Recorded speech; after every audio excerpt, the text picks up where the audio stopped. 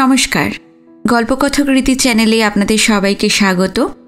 তাজের স্বপ্ন উপন্যাসের আজকে শুনবেন তৃতীয় পর্ব। আগের পর্বে আপনারা শুনেছিলেন ট্রেনে প্রিয়দর্শীর সাথে বনবিহারী বাবুর পরিচয় হয়। বনবিহারী বাবুর পাশে একটি মেয়ে ছিল, তাকে প্রিয়র খুব পছন্দ হয়। বনবিহারী বাবুর সাথে গল্পে গল্পে প্রিয় তাকে কুন্তল বলে একটি ছেলের গল্প শোনায়। কিন্তু আগ্রা স্টেশনে মেয়েটি নেমে গেলে পরে প্রিয়দর্শী বনবিহারী বাবুর থেকে মেয়েটির পরিচয় জানতে চায়। তখন বনবিহারী বাবু প্রিয়দর্শীকে জানায় মেয়েটির নাম বৈশাখী, সে আগ্রায় চাকরি করে। বনবিহারী বাবুর থেকে প্রিয় শোনে বৈশাখীর পূর্বজীবন সম্পর্কে এবং আশ্চর্যভাবে সেই পূর্বজীবনের গল্প আর প্রিয়দর্শীর বানানো কুন্তল নামের ছেলেটির গল্প একই। তাহলে কি প্রিয়দর্শীর মানসিক রোগ প্যারামনেশিয়া ঠিক হয়নি? আজ শুনবেন এরপর থেকে।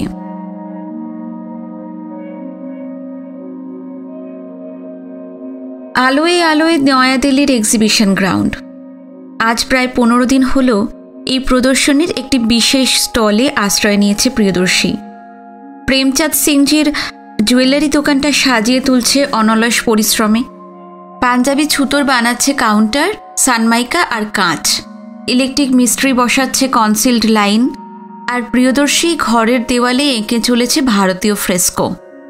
বিষয়বস্তু নির্বাচনের ব্যাপারে সিংজি ওকে পূর্ণ স্বাধীনতা দিয়েছেন। বলেছেন বাঙালি বাবুর ছবি আঁকার ব্যাপারে তার কোনো সাজেশন নেই, ওই ব্যাপারটা তিনি বোঝেন না। প্রেমচাঁদ সিংজির আদি নিবাস ছিল পশ্চিম পাকিস্তানে। বর্তমানে তিনি মহারাষ্ট্রের বাসিন্দা, অগাধ টাকার মালিক। বোম্বাই, আমেদাবাদ, নাসিক, পুনায় তার ব্যবসা ছড়ানো। ওর একটি ছেলের চিকিৎসা করেছিলেন ডক্টর সদারঙ্গনী। বদ্ধ উন্মাদ সেই ছেলেটিকে স্বাভাবিক মানুষে রূপান্তরিত করেছেন মনের জাদুকর সদারঙ্গনী। সেই থেকে সিংজি কেনা হয়ে আছেন ডাক্তার সাহেবের। এতদিনে ওর সেই ছেলে বিয়ে শাদী করেছে, ঘর বেঁধেছে, সংসার করছে। ছেলের নামে একটা সিনেমার লাইসেন্স করিয়েছেন। নাসিকে তৈরি হচ্ছে সেই হল। সিংজি ডাক্তার সাহেবের পত্র পূর্বেই পেয়েছিলেন। প্রিয়দর্শীর কাজ পেতে অসুবিধা হয়নি কিছু। বোধ করি উদীয়মান চিত্রকরের বাজার দরের তুলনায় সিংজি তাকে বেশি করেই পারিশ্রমিক দিচ্ছেন। ওর কাজ দেখে খুশি হয়ে আরও বলেছেন এরপর নাসিকে গিয়ে ওর সিনেমা হলেও প্রিয়দর্শীকে মিউরাল এঁকে দিতে হবে। তবে সে কাজের এখনও দেরি আছে। আপাতত এই এক্সিবিশন নিয়েই মেতে আছেন উনি।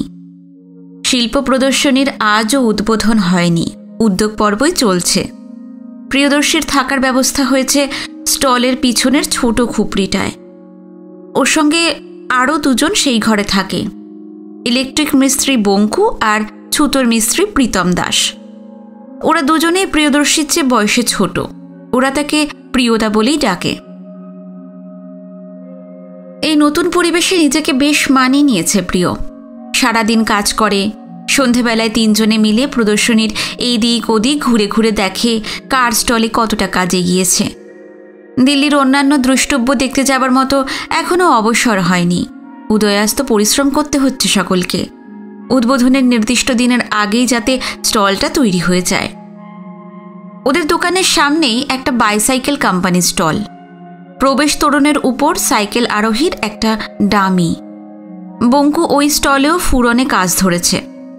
পুতুলটার পা দুটো প্যাডেলের সঙ্গে যুক্ত থাকবে, ইলেকট্রিকের সাহায্যে চাকাটা ঘোরাতে হবে।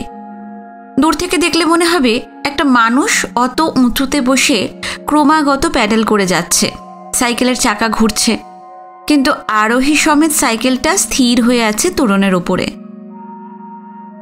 সাইকেলের দোকানের পাশে একটা ফোয়ারা, তার ওপাশে একটা রেস্তোরাঁ, বাঁ দিকে অ্যালুমিনিয়ামের তৈরি একটা পাইলন, তার পাশে মার্কিন সরকারের স্টল। পাইলনের সম্মুখে বৃহদায়তন একটা রকেটের মডেল, বিংশ শতাব্দীর অগ্রগতির প্রতীক। সেদিন সন্ধ্যায় প্রীতম দাস আর বঙ্কু ধরে বসল প্রিয়দর্শীকে খাওয়াতে হবে। সামনের রেস্তোরাঁটায় খাবার মিলছে আজকাল, তাই প্রিয় রাজি হলো। দাদা হয়েছে যখন ছোট ভাইদের আবদার তো রাখতে হবে।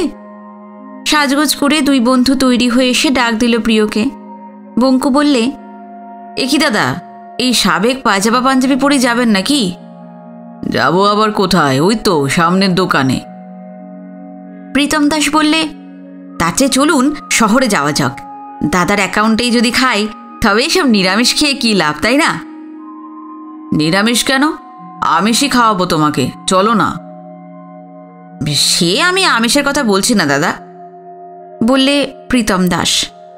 এই ঠান্ডার মধ্যে 2-1 পেগ চড়ালে খাওয়াটা জমতো ভালো।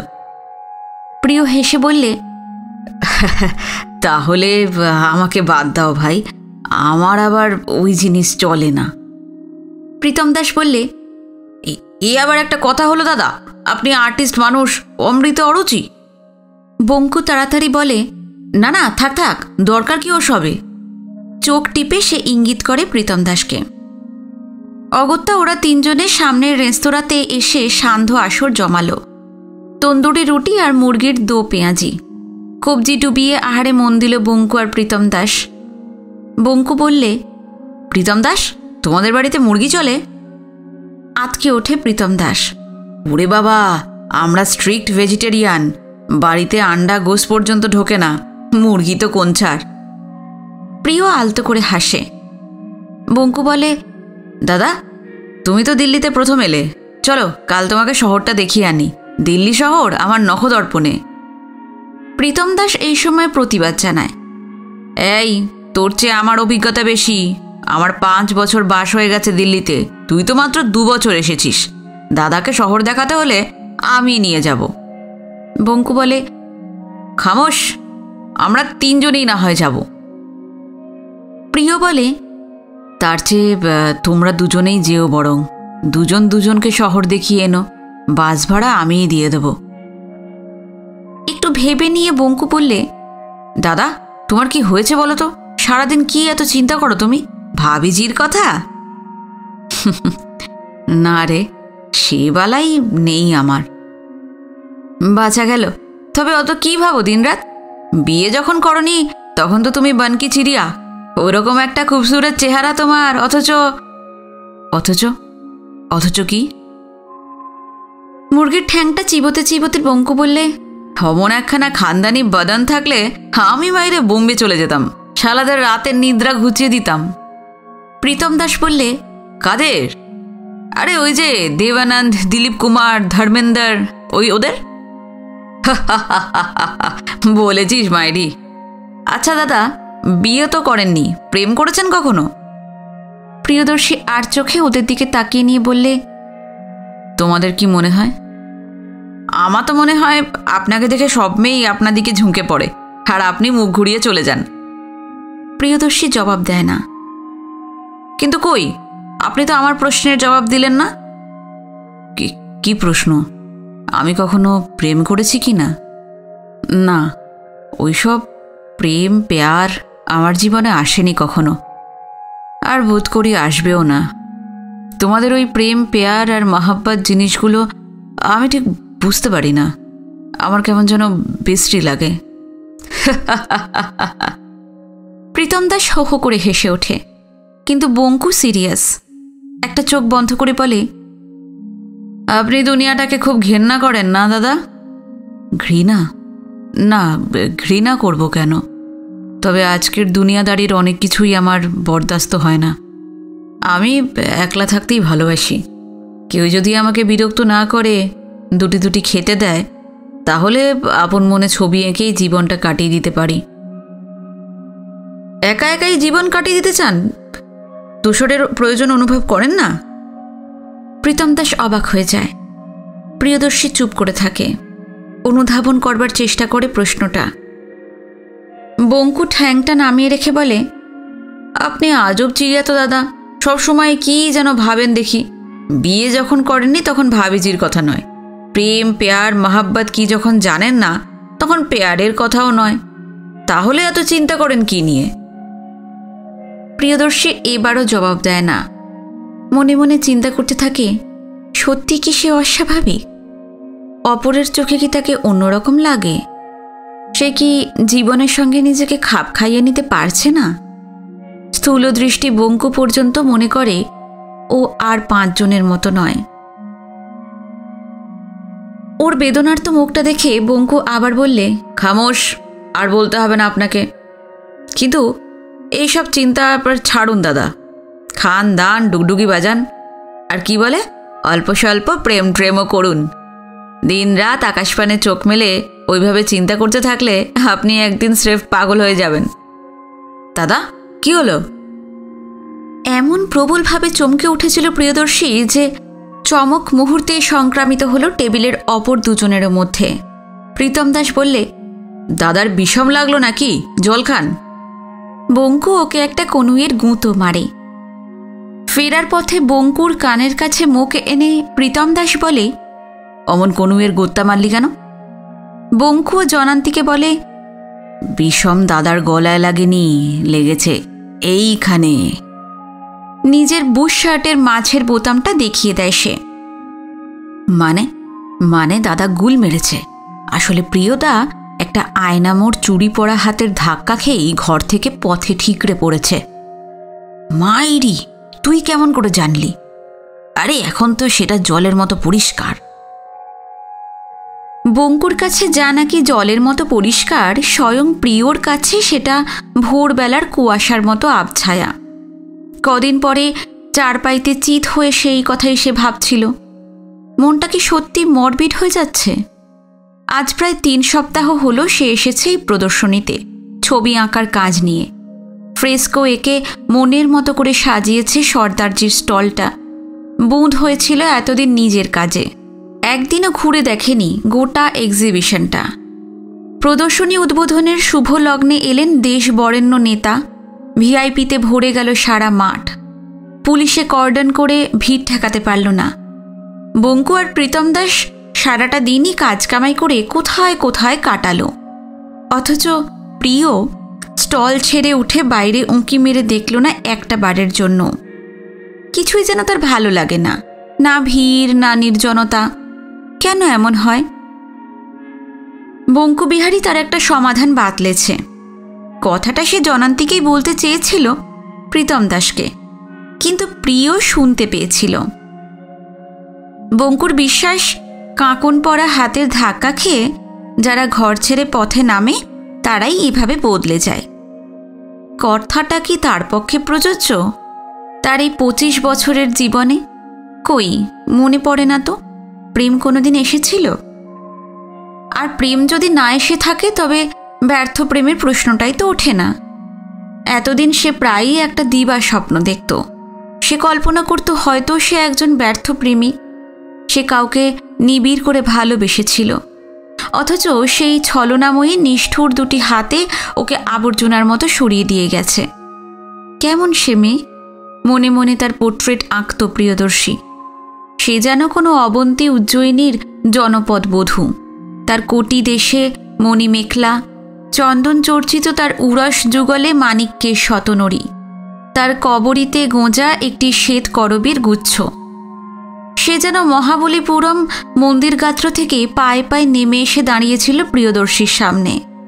প্রিয়দর্শী মুগ্ধ বিস্ময়ে তার দিকে তাকিয়ে স্তব্ধ হয়ে দাঁড়িয়েছিল কিছুকাল। তারপর তার কাকন পরা হাত দুটি ধরে কি যেন বলতে চেয়েছিল, কিন্তু ভাষা খুঁজে পায়নি। ওর নামটা কিছুতেই মনে পড়ছে না। সে ভাষা ভুলে গেছে। মেয়েটিও বোধ করি ওকে ঠিক চিনতে পারছে না। স্তব্ধ হয়ে দাঁড়িয়ে আছে দুজনে। পেছন থেকে ভেসে আসছে মহাকাল মন্দিরের সন্ধ্যারতির রেশ। এতদিনে বুঝতে শিখেছে সেটা ওর নিছক কল্পনা। স্বপ্ননায়িকার যে ছবিটা ও মনে মনে আঁকত সেটা ওর বাস্তব জীবনের অভিজ্ঞান নয়। রবি ঠাকুরের একটা কবিতার ছাপ পড়েছিল ওর মনে। এমনই অনেক গল্প কবিতার ছাপ ওর মনে পড়েছে। তালগোল পাকিয়ে সেগুলোই বিভ্রান্তি সৃষ্টি করেছে অনেক সময়। প্রিয়দর্শী প্যারামনেশিয়ার জটিল এক রোগী।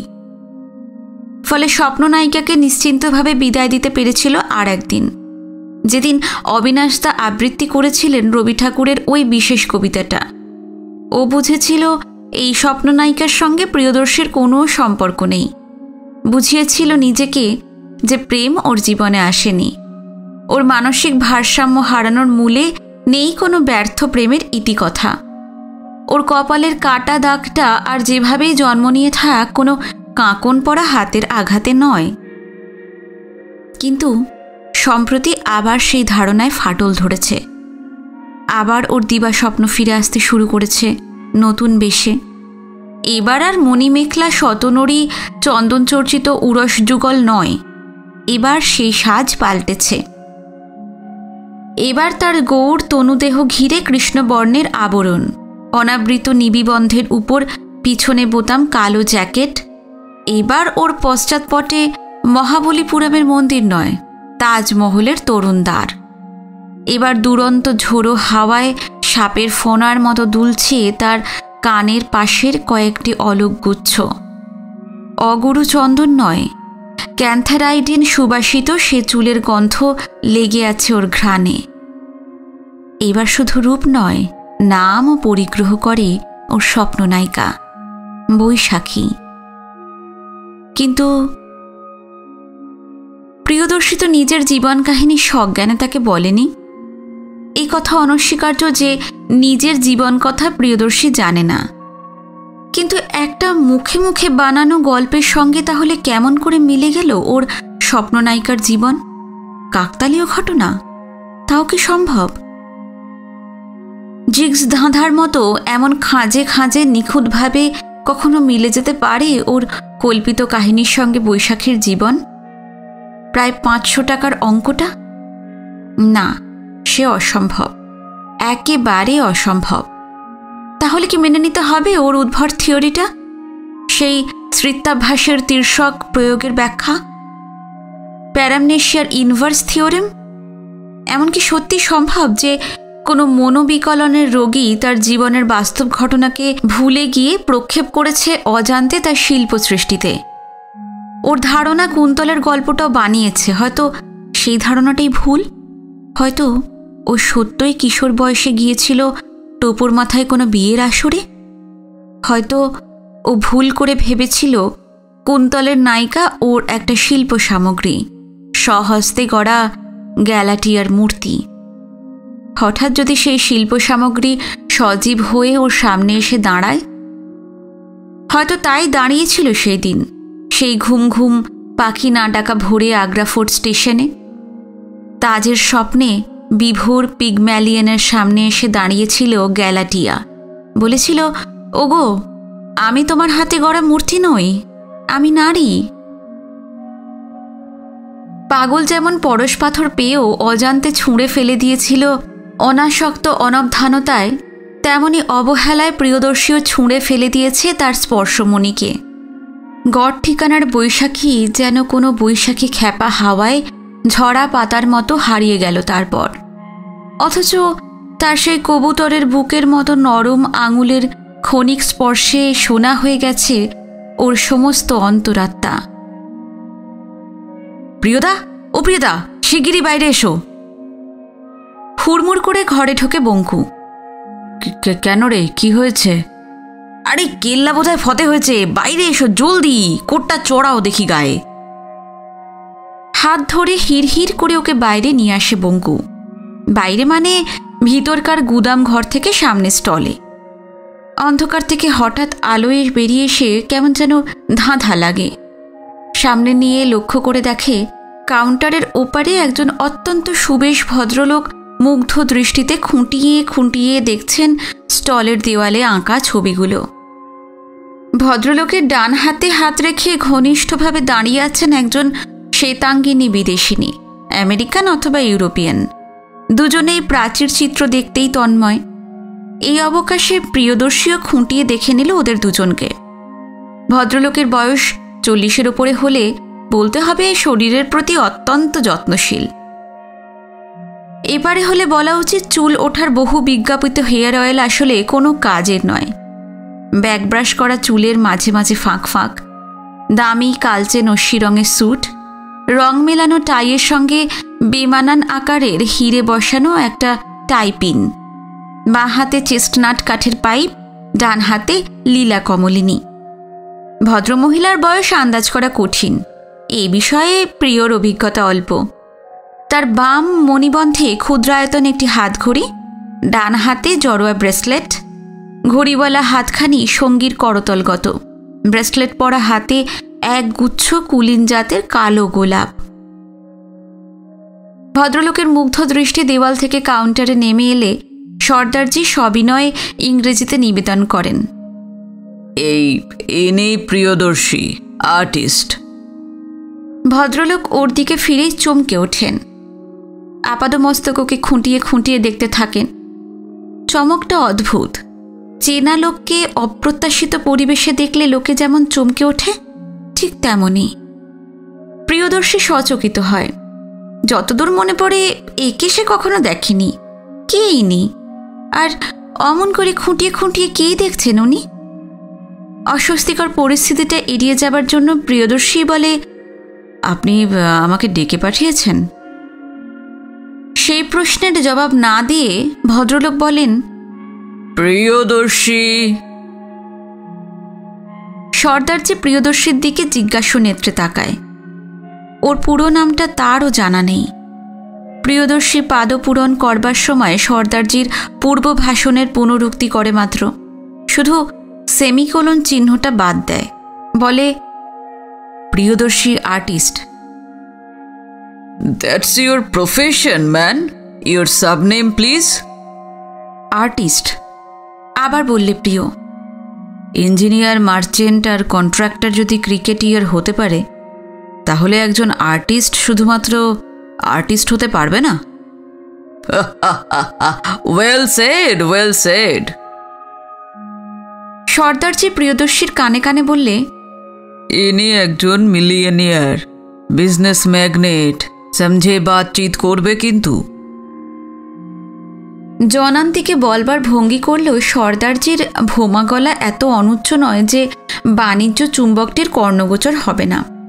কিন্তু যেন শুনতে পাননি এই ভাব বজায় রেখেই উনি বললেন, হ্যাঁ, আলবাত হতে পারে।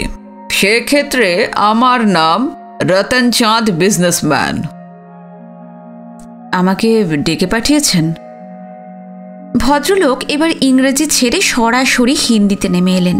বললেন, হ্যাঁ, তোমাকে অভিনন্দন জানাতে। অপূর্ব হয়েছে তোমার এই ফ্রেস্কোগুলো। এগুলো ফ্রেস্কো নয়, মিউরাল। প্রিয়দর্শী শুধরে দেয়। ভদ্রলোক কর্ণপাত করেন না। বলেন, মুঘল পেইন্টিংয়েই বুঝি তোমার ন্যাক? প্রিয়দর্শীর আপাদমস্তক জ্বালা করে ওঠে। লোকটা বয়সে বোধ করি ওর চেয়ে বছর দশেকের বড়ই হবে। কিন্তু সৌজন্য বলে 12 আর 22-এর মধ্যে যে 10, 25 আর 35-এর মধ্যে সেই 10 নয়। ইংরেজির ইউ যখন হিন্দিতে তুমে রূপান্তরিত হলো, তখন বুঝতে অসুবিধা হয় না যে অনুবাদের এই অবরোহণ শুধুমাত্র ব্যাংকের পাসবই নির্ভর। প্রিয়দর্শী পকেট থেকে চারমিনারের চ্যাপ্টা হয়ে যাওয়া প্যাকেটটা বার করে একটা সিগারেট ঠোঁটে ছুঁয়ে নিপুণভাবে আগুন ধরায়। তারপর ধীরে সুস্থে এক মুখ ধোঁয়া ছেড়ে বললে, আপনার বুঝি ধারণা এগুলো মুঘল পেইন্টিং? এগুলো নয়। না, যে শৈলীতে এই ছবিগুলো আঁকা হয়েছে তাকে বলা হয় কাংড়া ভ্যালি স্টাইল। কিন্তু আর্টের সেই সূক্ষ্ম আলোচনা কোনো বিজনেসম্যানের সঙ্গে নাই বা করলাম। আমাকে আর কিছু বলবেন? বঙ্কু যেন এইমাত্র এক দাগ কুইনিন মিক্সচার খেয়েছে। মুখটা ঘুরিয়ে নেয়। প্রিয়দাটা হোপলেস। দাঁওটা ফসকালো বুঝি। সন্ধানী বঙ্কুবিহারী ইতিমধ্যেই খবর সংগ্রহ করেছে যে রতন চাঁদ হচ্ছেন দিভেচা প্রোডাকশনের খোদ মালিক। অনেকগুলো বক্স অফিস ফাটানো জবর হিন্দি ছবি তুলেছেন ইতিমধ্যেই। জনান্তিকে মুখ্যম একটা চিমটি কাটে সে প্রিয়র হাতে। ভদ্রলোক কিন্তু নাছরবান্দা। বলেন, পিওর মুঘল টেকনিকে মিউরাল আঁকতে পারো? হ্যাঁ, পারি, যদি পিউরিটির পরীক্ষায় 5 নম্বর দিতে কোনো বিজনেস ম্যাগনেটকে বিচারক হিসেবে ডাকা হয়।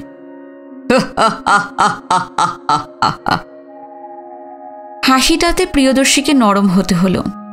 অপমানকর কথার জবাবে যে মানুষ এমন দরাজ হাসি হাসতে পারে তাকে উপেক্ষা করা চলে না, তা সে হোক না কেন লক্ষপতি ধনী। বললে, কিন্তু হঠাৎ পিওর মুঘল পেইন্টিং কেন? এই ধরো আমার খেয়াল। উপযুক্ত পারিশ্রমিক দেব, যদি নির্ভেজাল মুঘল স্টাইলের হয়। কেবল 2টি শর্ত আছে। বঙ্কু জুতো শুদ্ধ পা দিয়ে মারিয়ে দিয়েছে প্রিয়র স্লিপার পরা পায়ের বুড়ো আঙুলটা। ইঙ্গিতটা প্রিয় অনুধাবন করে বলে, শর্ত 2টো শুনতে হবে। হ্যাঁ হ্যাঁ, নিশ্চয়ই। প্রথম শর্ত, ছবিটা একেবারে নিছক মুঘল স্টাইলে আঁকতে হবে। আর দ্বিতীয় শর্তটা হচ্ছে, বিষয়বস্তু আমি নির্বাচন করব। কেমন, রাজি? আপনি যদি একেবারে নিছক মুঘল স্টাইলে দ্রৌপদীর বস্ত্রহরণ আঁকাতে চান, তাও চেষ্টা করতে হবে আমাকে। আবার সেই হো হো করা দিলদরাজ হাসি। বিদেশিনী এই সময় প্রশ্ন করেন, হোয়াটস দ্য ফান ডার্লিং? সে কথায় কর্ণপাত না করে রতনচাঁদ বলেন, না, বিষয়বস্তুটা মুঘল যুগেরই হবে, subject to your modifications even. আর হ্যাঁ, তোমার প্রথম প্রশ্নের জবাব, ছবিটির বিচার করবেন সম্রাট শাহজাহান স্বয়ং। সম্রাট শাহজাহান? শাহজাহান সেকেন্ড, আমার স্টুডিওর আর্ট ডিরেক্টর। মুঘল পিরিয়ডের উপর তিনি একজন অথরিটেটিভ আর্ট কনসার। রাজি? চারমিনারের ছাইটা ঝেড়ে ফেলে প্রিয় বললে, ডিপেন্ডস। ছবিটা শর্তটাই শুনেছি, সত্যটা কিন্তু শুনিনি। কি দামে অদ্ভুত খেয়ালটা চরিতার্থ করতে চান? ভদ্রলোক কোটের ভিতর পকেট থেকে বার করে আনেন একটা ভারী ওয়ালেট। আইভরি ফিনিশ সুদর্শন একটা নাম লেখা কার্ড বার করে তার পিছনে খসখস করে কি যেন লেখেন। তারপর সেটা ওর দিকে বাড়িয়ে ধরে বলেন, all business stocks should be in camera. হাটে বাজারে বিজনেস স্টকস বেআইনি। কি বলো সর্দারজি? একগাল হাসলেন বলেই সর্দারজির দাড়ি গোঁফের জঙ্গল ভেদ করে এক চিলতে একটা হাসির ক্ষীণ আভাস প্রকাশ পেল। রতনচাঁদ সর্দারজিকে বললেন, ও ভালো কথা। এই নাসিকে তোমার যে পিকচার হাউসটা হচ্ছিল, সেটার কি খবর? কবে খুলবে? একটা শ্রাগ করে প্রেমচাঁদ সিংজি বলেন, আশা তো করছি মাস 6 ভিতর। আপনার মোগলাই ছবি শেষ হয়ে গেলে একে মেহরবানি করে নাসিকে পাঠিয়ে দেবেন। একে দিয়ে দেওয়ালে ফ্রেস্কো আঁকাতে চাই। রতনচাঁদ পাইপটা ধরাতে ধরাতে একটা বিচিত্র হাসি হাসলেন। বললেন, কথা দিতে পারছি না। এর ছবি যদি আপনার সিনেমা হলে পাঠানোর চেষ্টা করব, আর্টিস্টকে নয়, তার ছবি। মতলব? দেশলাইয়ের কাঠিটা ফেলবার জন্য অ্যাস্ট্রে খুঁজছিলেন রতনচাঁদ। এই প্রশ্নের জবাবে বললেন, অর্থ? হ্যাঁ, এবার তোমার অর্থ উপার্জনের কথাটা ভাবতে হয়। ক্লারা, এই কাজটা কিন্তু তোমার। কিছু একটা পছন্দ করো এই স্টল থেকে। ক্লারা মোহিনী হাসলেন। সর্দারজির জুয়েলারির দোকানে নানা ডিজাইনের অলংকার থরে থরে সাজানো। ক্লারা অনেক খুঁজে পছন্দ করলেন মুক্ত বসানো একজোড়া আস্তিন বোতাম। তুলে দিলেন রতনচাঁদ দিবেচার হাতে। ইউ নটি গার্ল, আমি কি আমার নিজের জন্য পছন্দ করতে ভুলেছি? সরি, তুমি কোনো কাজের নও, আমি দেখছি। সামনের শোকেস থেকে শেষমেশ তুলে নিলেন একটা জড়োয়া নেকলেস। তার মাঝখানে একটা হিরে বসানো লকেট। দাড়ি গোঁফের জঙ্গলে নয়, চোখের তারায় ফুটে উঠল বলেই সর্দারজির এবারকার হাসিটা স্পষ্ট দেখা গেল। সর্দারজি যখন ওজন আর হিসেব নিয়ে ব্যস্ত, রতনচাঁদ তখন ক্লারার কানে কানে ইংরাজিতে বললে, আমার টাইপিনের এই হিরেটা আর শোকেসের এই হিরেটা ছিল একই খনির গর্ভে। ওরা পরস্পরকে ভালোবাসত। তারপর কোনো মূর্খ মণিকার একটাকে গাঁথল আমার টাইপিনে, আর তার প্রেয়সীকে বন্দি করে রাখলো এই জড়োয়া লকেটে। আমি আজ এই শোকেস থেকে বন্দিনীকে মুক্তি দিলাম। ক্লারা মুখ টিপে হেসে বলে, লেডি ইন ডিস্ট্রেসের উপযুক্ত নাইটিরান্ট। কিন্তু ভুলো না ক্লারা, আমি লেডি ইন ডিস্ট্রেসের বন্ধন মুক্তি করতে পেরেছি শুধু। তার বিলাভেডের সঙ্গে ওর মিলনটা বাকি আছে। তাই নাকি? তা বই কি, আর সেই দায়িত্বটা তোমার। আমার মানে? ওহ, আই সি, ইউ নটি বয়। হীরকখণ্ডের মিলন দৃশ্যের কল্পনার ছদ্ম লজ্জায় দিব্যি লাল হয়ে ওঠার অভিনয় করে ক্লারা। প্রিয়দর্শী কিন্তু লক্ষ্য করতে ভোলে না, ক্লারার সঙ্গে চটুল রহস্যালাপরত রতনচাঁদ বারে বারেই প্রিয়দর্শীকে লক্ষ্য করছিলেন। কেন কে জানে। আশোকা হোটেল, খানদানি ব্যবস্থা সব। এমন পরিবেশে প্রিয়দর্শী জীবনে কখনো আসেনি। পাঞ্জাবি পায়জামা চপ্পলধারী এই লোকটাকে প্রথমে ঢুকতেই দিতে চাইছিল না উর্দি আঁটা দারোয়ান। প্রিয়দর্শী একটু থতিয়ে যায়।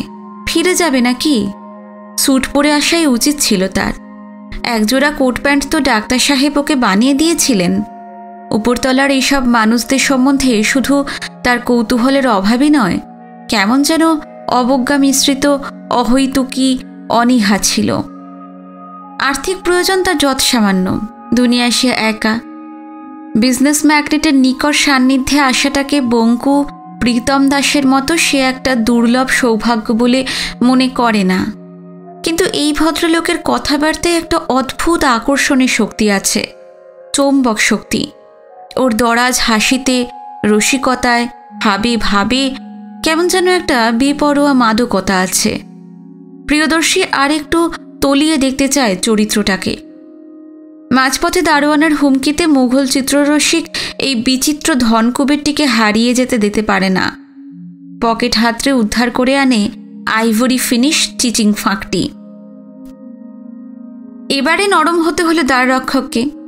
রূপলি হাতল ঘুরিয়ে কাঁচের প্রকাণ্ড দরজার ওপারে শীততাপ নিয়ন্ত্রিত যে বৃহৎ রিসেপশন রুমে প্রবেশের পথ উন্মুক্ত করে দিল প্রিয়দর্শীর মতো মানুষের কাছে সেটা ইন্দ্রপুরী বই কি।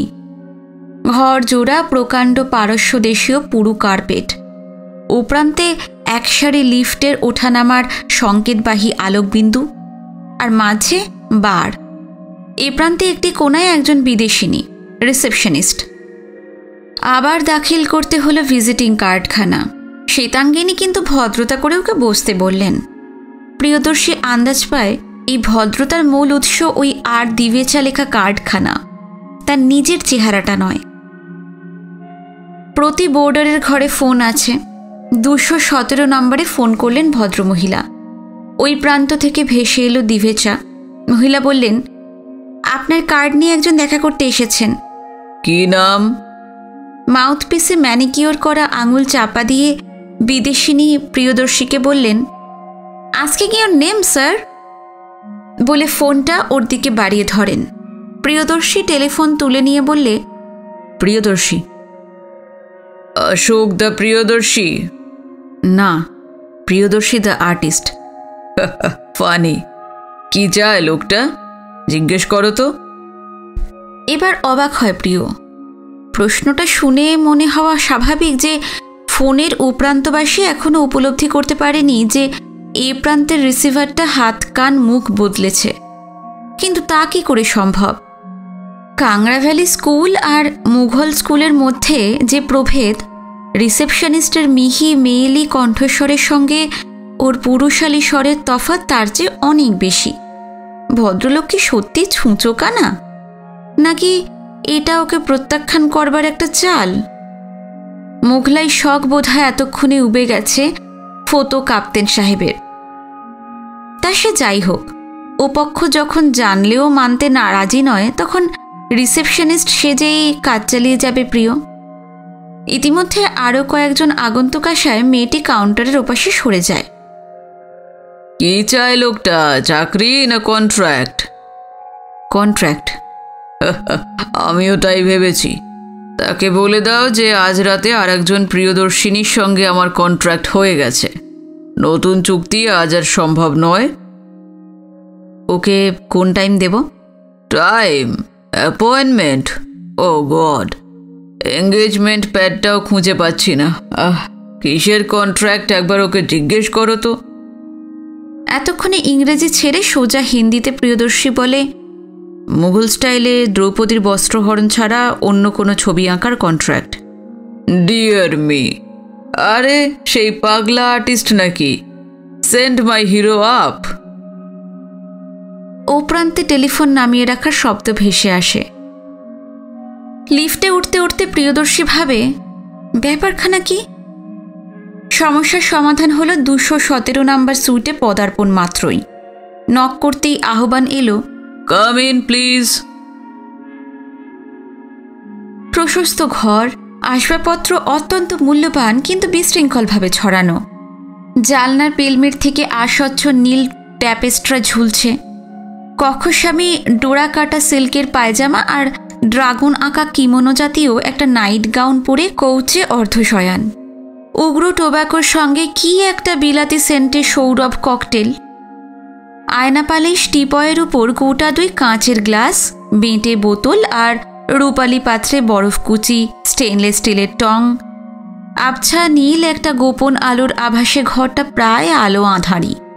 রাস্তায় নিয়ন বাতির কি একটা প্রকাণ্ড বিজ্ঞাপন বারে বারে জ্বলছে নিভছে।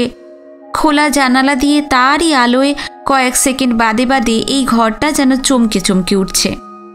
জানলায় শার্সি বন্ধ, কিন্তু তার উপর অ্যালুমিনিয়ামের লুভার শাটার থাকায় নীল ট্যাপেস্ট্রি ভেদ করে ক্ষণিক আলোয় বিপরীত দিকের দেওয়ালে আলো ছায়ার ডোরা কাটা দাগ ভেসে ভেসে উঠছে। প্রিয়দর্শীর আগমনের পরেও দিভেচা আলো জ্বালার কোনো আয়োজন করলেন না। হাতের গ্লাসটা ঊর্ধ্বে তুলে বললেন, how could I entertain you boy, how could I entertain you. Bell বাজাতে হলো না। দিভেচা সাহেব অন্ধকারের দিকে তাকিয়ে বলেন, সাবকো ওয়াস্তে। তারপর থেমে প্রিয়দর্শীর দিকে ফিরে বলেন, কে করা কিছু চলবে? এতক্ষণে প্রিয়দর্শী লক্ষ্য করে যে তৃতীয় ব্যক্তিও একজন আছে এই ঘরে।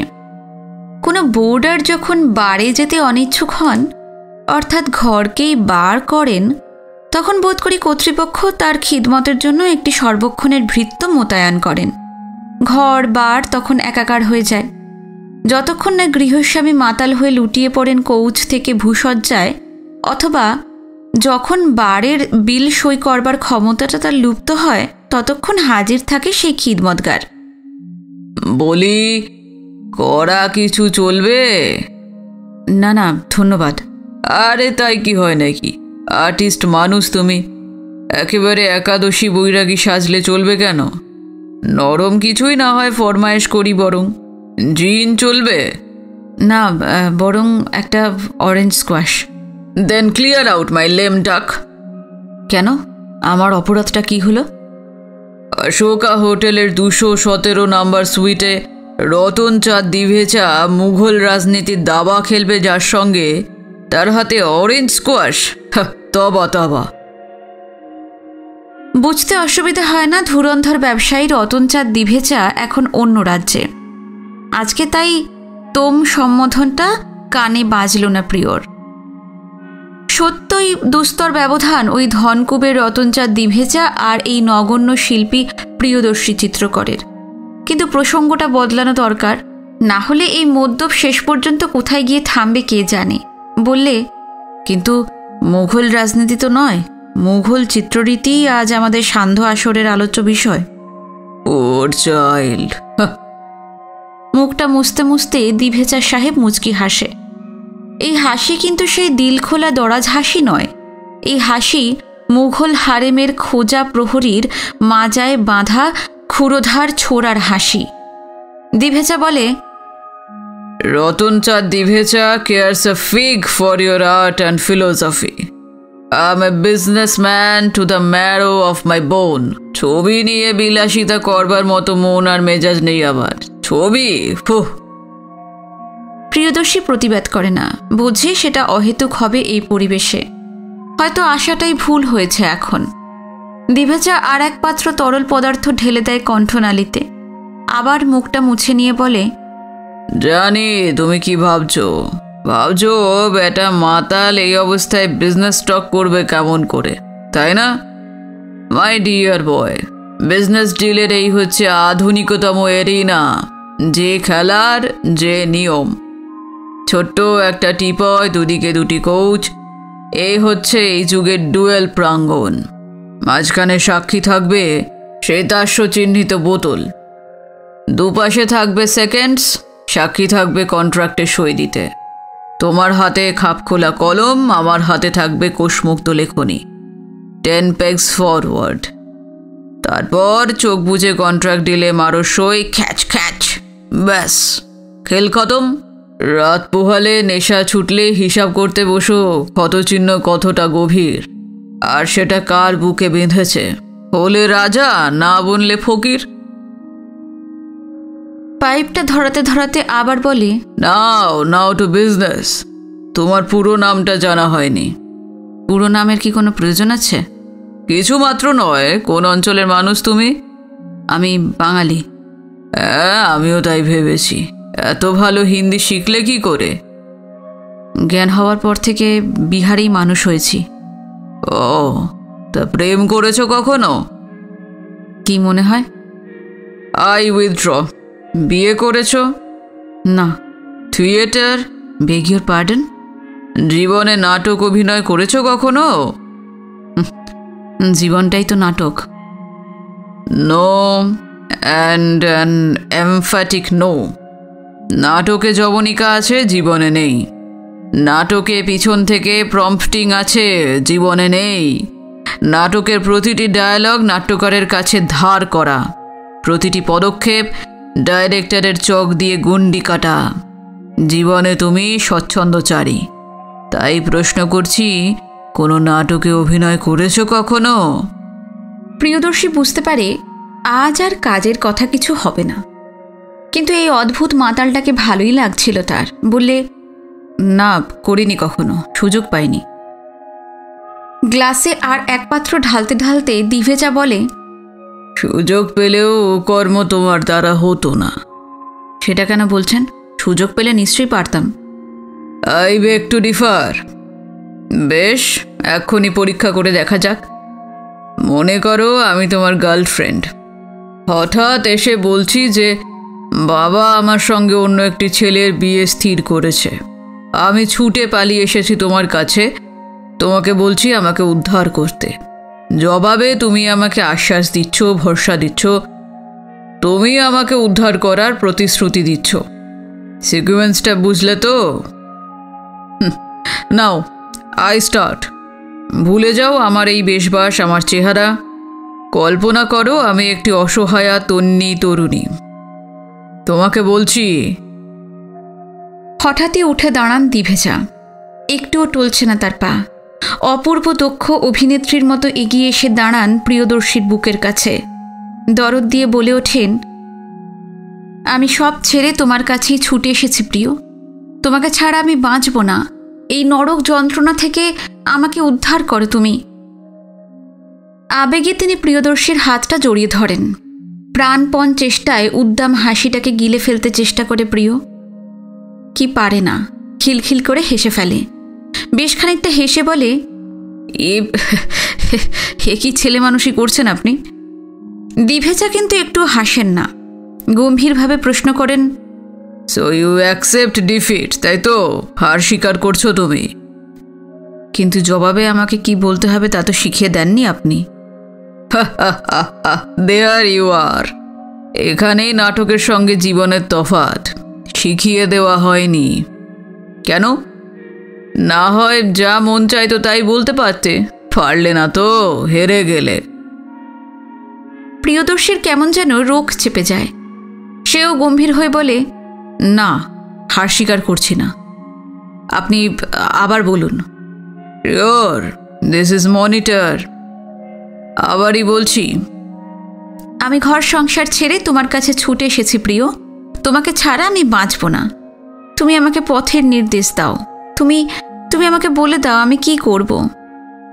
প্রিয়দর্শী এবার নিজেই ওর হাতটা টেনে নিয়ে বলে, ভেঙে পড়লে তো চলবে না বৈশাখী। মনকে শক্ত করো, আমার উপর বিশ্বাস রাখো। এভাবে আমি ব্যর্থ হতে দেব না তোমার প্রেম। না, কিছুতেই না। দিভেজা হঠাৎই ওকে জড়িয়ে ধরেন। Excellent, grand. আমি হার স্বীকার করছি বয়, সবকা বাস্তে। No, I am sorry. একটু অরেঞ্জ স্কোয়াশ। অন্ধকার থেকে সরে যায় খিদমতকার। বোধ করি অরেঞ্জ স্কোয়াশের আয়োজন তার কাছে ছিল না, না থাকাই স্বাভাবিক। দিভেচা ফিরে যায় তার টেবিলে, এক পাত্র নির্জলা ঢেলে নিয়ে বলে, যদি সুযোগ পাও অভিনয় করবে। প্রিয়দর্শী বলে, মিস্টার দিভেচা, আমি চিত্রকর। আপনার প্রস্তাব ছিল ছবি আঁকাবার। যদি সেই বিষয়ে আলোচনা করবার মতো মেজাজ অথবা সময় আপনার না থাকে, আমি বরং পরে আসব। পাইপটা তুলে নিয়ে দিভেচা বলে, বড় বেশি মাতলামি করছি তাই না? বেশ, এবার কাজের কথাই বলবো। ছবিটা হবে তেল রঙা ক্যানভাসের উপর, মাপ 5 ফুট বাই 3 ফুট। সেন্ট্রাল থিমটাই শুধু ফরমাইশ করব আমি, বাদবাকি ডেকোরেটিভ ডিটেলস তোমার যা মন চায়।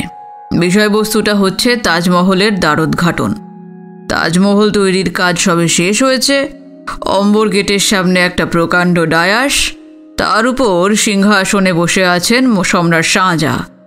তার দৃষ্টি সামনের দিকে, যেদিকে কালো মখমলের পর্দাটা সরিয়ে মমতাজ মহলকে সবে মাত্র প্রকাশ্য করা হয়েছে। যেন মৃত্যুর যবনিকা সরিয়ে মমতাজকে মৃত্যুঞ্জয়ী করলেন সম্রাট। যেন বিরোহিণী প্রেয়সীর উদ্দেশ্যে এই নবমেঘদূতকে পাঠিয়ে দিলেন নবীন চক্ষু। ব্যাকগ্রাউন্ডে দেখা যাচ্ছে স্নিগ্ধ তাজ, সম্রাজ্ঞীর প্রেম বিহবল চোখের যেন এক বিন্দু অশ্রু। সম্রাটের ওষ্ঠপ্রান্তে ওই হাসিটা কি আনন্দের না বেদনার? ফোরগ্রাউন্ডে সম্রাটের ঠিক পাশেই একজন সাহেব, তার হাতে একটা নীল রঙের নকশা। তাজমহলেরই প্ল্যান মেলে ধরেছে সম্রাটের সম্মুখে। আর তার এক ধাপ নিচে যশবন্ত সিংহ, মুরাদ, জাহানারা আর অরঙ্গজেব। না, সুজা নেই, সে তখন আগ্রাতেই নেই। জাহানারার দৃষ্টি অতীতমুখী, করুণ, বিষণ্ণ। ঔরঙ্গজেবের দৃষ্টি ভবিষ্যতের দিকে, কুটিল, সংশয়ী। দাঁড়াই একমাত্র লোক যে তাজমহলকে দেখছে না, দেখছে শাহজাহাঁকে। সম্রাটের আসনের 3 ধাপ নিচে দাঁড়িয়ে আছে বার্নিয়ে আর পিয়েরলো, একেবারে ওই দিকে কাতার দিয়ে মানুষ। আর সেই সাধারণ মানুষের সারির প্রথম লোকটি হচ্ছে মীর ঈসা মুহাম্মদ। ভূমি নত হয়ে কুর্নিশ করছে সম্রাটকে। বাধা দিয়ে হঠাৎ প্রিয়দর্শী বলে ওঠে, বার্নিয়ে, ঈসা মোহাম্মদ আর পিয়েরলো এরা কারা? গ্লাসে সোডা মেশাতে মেশাতে দিভেচা বলেন, বার্নিয়ে একজন ফরাসি পর্যটক। Muhammad is suppose to be the architect of the Taj, and Pierlo, well, he is the missing link. Missing link মানে? লো হচ্ছে সেই জাতের হতভাগ্য যে ইতিহাসের হিরো হতে হতেই হলো না, হলো নভেলিস্টের হিরো। ও, আপনি বুঝি ইতিহাসের ছাত্র? তোমার বুঝি ধারণা এগুলো ইতিহাসের বিষয়ভুক্ত নয়? না। যেন প্রতিধ্বনি করেন দিভেচা, বলেন, এগুলো কূট রাজনীতির অন্তর্ভুক্ত। সাধারণ রাজনীতি নয়, প্রেমের রাজনীতি। প্রেমের রাজনীতি? অবাক হয়ে যায় প্রিয়দর্শী। জি হ্যাঁ, মহব্বতের রাজনীতি। সে ভারী শক্ত জিনিস। পলিটিক্যাল এথিক্স অন লাভ। ও তোমার রাশিয়ান ভডকাতেই ডিজলভ করা যায় না। তা তুমি অরেঞ্জ স্কোয়াশে তাকে কেমন করে গুলে খাবে বাবা? অদ্ভুত মানুষ তো, প্রিয় ভাবে। হঠাৎ ঘরের মাঝখানের দেওয়ালের একটা অংশ খুলে যায়। পাশের ঘরের এক ঝলক কড়া আলোর ছটা এসে এই আলো আঁধারি পরিবেশকে সচকিত করে তোলে। প্রিয়দর্শী চমকে ওঠে, লক্ষ্য করে দেখে সেখানে একটা দরজা, এক পাল্লার দরজা। আগে তা নজরে পড়েনি। সেই পাল্লাটার দিকে নজর পড়া মাত্র বিদ্যুৎস্পৃষ্টের মতো উঠে দাঁড়ায় সে। বোতাম খোলায় একটিমাত্র নাইটি গায়ে খোলা দরজার সামনে দাঁড়িয়ে সেই বিস্রস্ত বাসা মদবিহবলা সেই মদিরাক্ষী বিদেশিনী ক্লারা। পিঙ্গল আলুথালু চুলগুলো কাঁধের উপর দিয়ে নেমে এসেছে বুকে, চোখে তার উদ্ভ্রান্ত দৃষ্টি। ঘরে দিভেচা ছাড়া যে আরও একজন উপস্থিত আছে মদবিহবলার তার বোধ করি খেয়ালই নেই। তার পশ্চাৎপটে দ্বিতীয় একখানা শয়নকক্ষ, তড়াক করে লাফ দিয়ে উঠে দাঁড়ায় দিভেচা। কে বলবে লোকটা পূর্ব মুহূর্তেই মাতলামি করছিল। আবার উঠে এসেছো তুমি? You pig, you darling, you beach.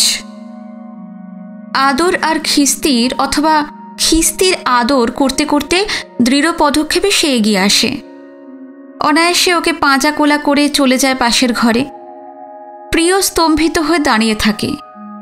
রতনচাঁদ ফিরে আসে পর মুহূর্তেই, যেন অন্য মানুষ। মাঝের দরজাটা বন্ধ করে দেয়, লক করে দেয়। গম্ভীরভাবে বলে, তুমি কি রাজি আছো আমাকে ওই তৈলচিত্রটি এঁকে দিতে? আছি, কিন্তু দরদাম করবার সময় এখন আমার নেই। রতনচাঁদ দিভেচা কোনো কমোডিটির ন্যায্য মূল্য দিতে পিছপা হয় না। বাজারে খোঁজ নিয়ে দেখতে পারো। বোম্বাই যাবার ভাড়াটা রাখো, আর এই যে আমার ঠিকানা। কাল ভোরের প্লেনেই আমি বোম্বে যাচ্ছি, সেখানে দেখা করো। প্রিয়দর্শী কিছু বলার আগেই দিভেচা একটা টানা ড্রয়ার থেকে বার করে আনে একটা ফোলিও ব্যাগ। এক বান্ডিল নোটের গোছা ওর দিকে ছুঁড়ে দেয়। বিস্মিত প্রিয়দর্শী নিচু হয়ে কুড়িয়ে নেয় বান্ডিলটা। না, গুনেও তার বুঝতে অসুবিধা হয় না বোম্বাই যাতায়াতের ভাড়া অনায়াসেই হয়ে যাবে এই টাকায়। বলে, এর কোনো রসিদ? ঘরের আলো না জেলে যে টাকার লেনদেন হয় তার আবার রসিদ লাগে নাকি? হ্যাঁ, বোকা ছেলে। প্রিয়দর্শী তবু কিছু বলতে যায়, কিন্তু ঠিক তখনই পার্টিশনের ওপারে শোনা যায় করধ্বনি। দিভেচা একবার সেদিকে তাকায়, তারপর বিলাতি কায়দায় কাঁধে ঝাঁকুনি দিয়ে শ্রাগ করে। হঠাৎ প্রিয়দর্শীর দিকে ফিরে মোগলাই কায়দায় নিচু হয়ে একটি অভিবাদন করে। বলে, ডিয়ার প্রিয়, আজকের মতো আম দরবার খতম। সম্রাটের ডাক এসেছে বেগম মহল থেকে। Please clear out at once. বিনা বাক্য ব্যয় ঘর ছেড়ে বেরিয়ে যায় প্রিয়। আজকের পর্ব এখানে শেষ করলাম। ভালো লেগেছে নিশ্চয়ই আপনাদের পর্বটি, জানাতে ভুলবেন না। পরবর্তী পর্ব নিয়ে খুব শিগগিরই ফিরে আসছি। ছোট গল্পের চ্যানেলে অলরেডি ছোট গল্প আসছে, আপনারা শুনছেন তো? যারা নতুন এসেছেন আজকে আমার চ্যানেলে, গল্প পাঠ ভালো লাগলে অবশ্যই চ্যানেলটি সাবস্ক্রাইব করবেন। আজকে এই পর্যন্তই। নমস্কার, সবাই ভালো থাকবেন।